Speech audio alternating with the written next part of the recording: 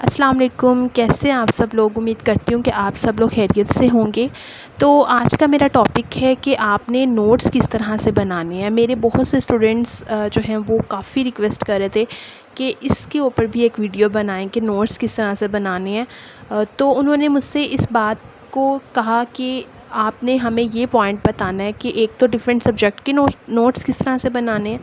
दूसरी बात यह है कि हर किसी का नोट्स बनाने का स्टाइल एक जैसा नहीं हो सकता।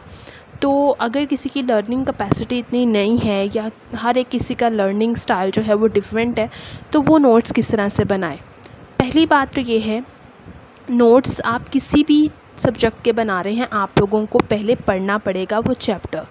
कोई भी आपने चैप्टर स्टार्ट किया, उसके आपने नोट्स बनाने हैं, आप लोगों को वो चैप्टर डिटेल्ड गो थ्रू करना पड़ेगा। सेकंड, आप लोगों का क्वेश्चन था कि हम मैथ के नोट्स किस तरह से बनाएं या अकाउंटिंग के नोट्स किस तरह से बनाएं।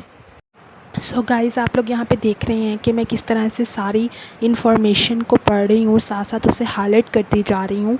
और क्योंकि जैसे जैसे इन्फॉर्मेशन मैं रीड करूँगी उसे साथ साथ ही हाईलाइट करती जाऊँगी, तो इससे क्या होगा, मुझे पता चल जाएगा कि इम्पॉर्टेंट इन्फॉर्मेशन कौन सी है और मैंने नोट्स में कौन सी चीज़ें जो हैं जो भी इम्पॉर्टेंट है वो लिखनी है, ताकि मैं बाद में कन्फ्यूज़ ना हो जाऊँ, बाद में मुझे ये ना पता हो कि जो मैंने चीज़ें पढ़ी थी उनमें से इम्पॉर्टेंट कौन सी मुझे लगी और कौन सी जो है वो इम्पॉर्टेंट नहीं थी। तो आप लोग यहाँ पे देख रहे हैं कि सारी इम्पॉर्टेंट चीज़ों को मैं नोट डाउन करती जा रही हूँ। अब यहाँ पर मैं मैथमेटिकल पोर्शन को ओपन करने लगी हूँ और मैथ के लिए मैंने जो है सिर्फ फार्मूलाज देखे हैं यहाँ पे। उसके बाद हम बात कर लेते हैं साइंस सब्जेक्ट के नोट्स की।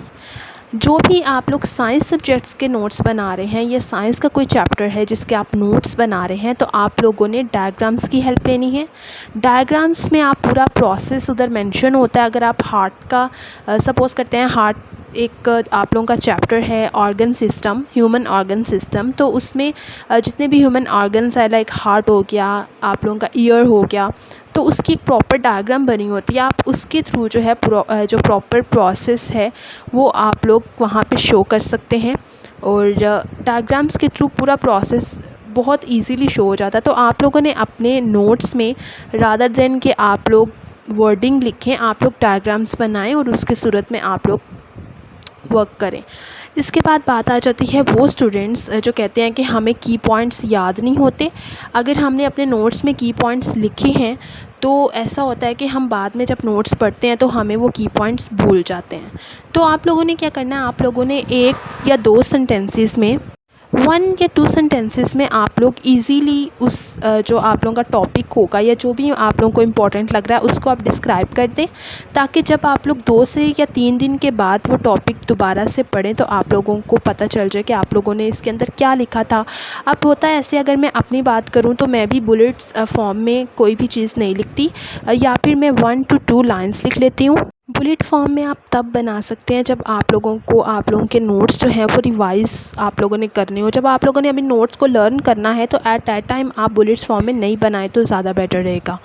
ये बुलेट फॉर्म में मैंने लिखा है, फॉर एग्ज़ाम्पल कोई भी टॉपिक है हमारा साइंस का, तो उसमें इकोलॉजी का कोई भी वर्ड आ जाता है, तो हम बाद में जब रिवाइज़ करने बैठेंगे या लर्न करने बैठेंगे तो हम ये समझेंगे कि इकोलॉजी बेसिकली होता क्या है।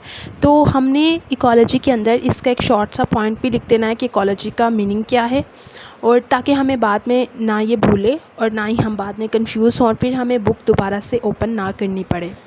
सो गाइज़, बात होगी कि आपने कोई भी चैप्टर जब पढ़ना है तो पहले उसका ओवरव्यू करना है। उसके बाद आप लोग जो है वो बुलेट फॉर्म में या फिर जो आपका लर्निंग स्टाइल है ना, आपने सबसे पहले उसको तरजीह देनी है।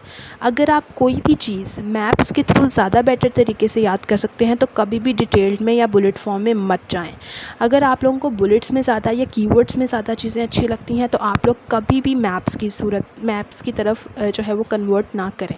आप लोग सिर्फ ये देखें कि आप लोगों का लर्निंग स्टाइल क्या है, उसके बाद आप लोग ये जितनी भी मैंने चीज़ें बताई हैं स्टेप बाय स्टेप फॉलो कर सकते हैं।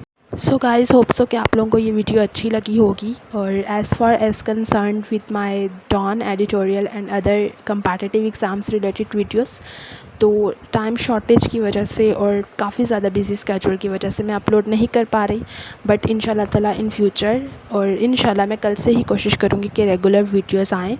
और अगर आप लोगों को ये वीडियो अच्छी लगी हो तो लाइक कर दें, चैनल को सब्सक्राइब कर दें और शेयर करना बिल्कुल ना भूलें। Stay blessed. अल्लाह हाफिज़।